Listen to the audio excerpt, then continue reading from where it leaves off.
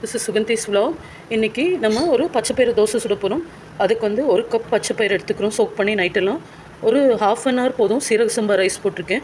வெறும் பச்சைப்பயிறு போட்டு ரொம்ப கேஸ் ஃபார்ம் ஆகிக்கும். அது இல்லாமல் கொஞ்சம் கிறிஸ்பி கன்சிஸ்டன்சிக்காக ஒரு கப் பச்சைப்பயிருக்கு ½ கப் அரிசி போட்டிருக்கேன்.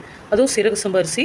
அது கூட வந்து அரைக்க வந்து 1 டீஸ்பூன் சோம்பு, சில்லி ஃப்ளேக்ஸ், சீரகம், பெருங்காயப்பொடி, ஒரு சின்ன பீஸ் சுக்கு போட்டிருக்கேன். இதெல்லாம் இப்போ ஒட்டுக்க போட்டு அரைச்சி காமிக்கிறேன். ஸோ ஃப்ரெண்ட்ஸ், இதெல்லாம் சோம்பு 1 டீஸ்பூன், சீரகம், பெருங்காயம், வரமிளகா, ஒரு பீஸ் இஞ்சி போட்டுறேன், இல்லை சுக்கு போட்டுக்கலாம். இப்போ கிரைண்ட் பண்ண போகிறேன். ஸோ இந்த மாதிரி பேட்டர் இப்போ ரெடி பண்ணிடுறோம். High protein and fibre rich batter. இது பச்சைப்பயிர் பேட்ரு.